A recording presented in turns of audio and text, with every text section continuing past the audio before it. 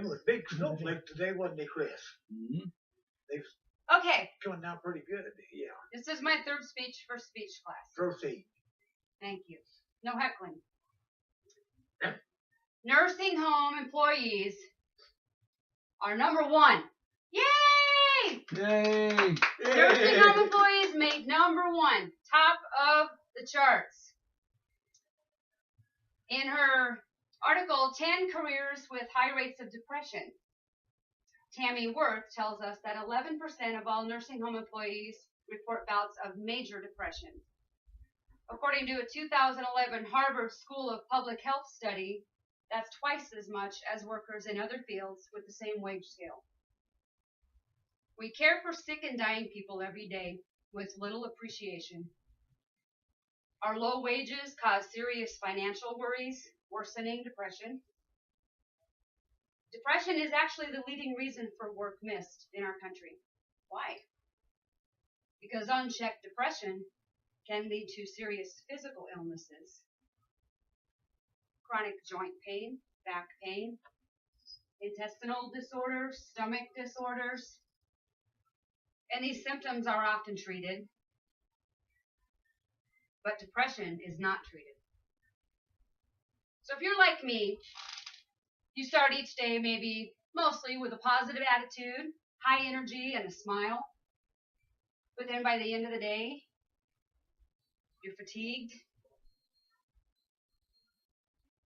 You just want to go home, have maybe a margarita. On any given day in our work setting, we're comforting family members who are losing a loved one. And at the other end of the hall, we're celebrating the successful recovery of another family member, loved one. Our emotions are full spectrum every day.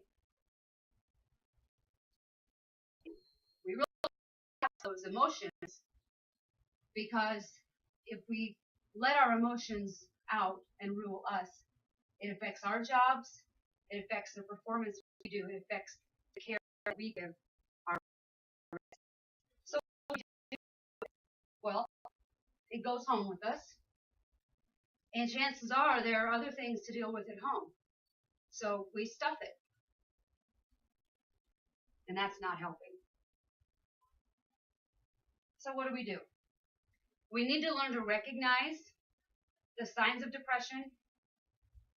Being aware will help us protect ourselves and each other. Changes in mood, behavior, energy, interest, and substance abuse, and sleep patterns. Sleeping at all, not at all, or too much. Not overeating. Changes in mood or behavior like short temper, lack of interest in normal activities, and substance abuse. Well, we all know what substance abuse is. So if your substance abuse increases, then that may be something to look at. So now that we all know what the signs are, maybe we should all make our appointments for counseling. GriefandSympathy.com's author, Elizabeth Postel, suggests several steps to better health. Trying to meet our spiritual and emotional needs. If it's spirituality that you're missing, talk to a pastor, join a church, volunteer, mourn those people's deaths. We're comforting the family members. Mourn their deaths. Go to their funerals if you can. Go home and cry. You can't take it, but we need to let it out. Build your self-esteem. Take a class or two. Improve your job skills. Learning to meet our physical needs.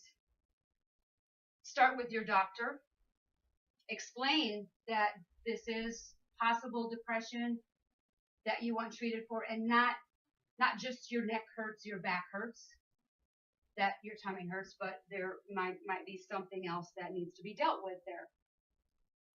Your sleep habits, get up at the same time every day. Don't take naps. Get up at the same time. Don't take naps. Be physical. Get some exercise. Before bed, read a nice music. Do things that stimulate your brain. Do things that will relax your brain. Exercise. Exercise with a friend if you don't want or don't think you'll exercise alone. Eat right.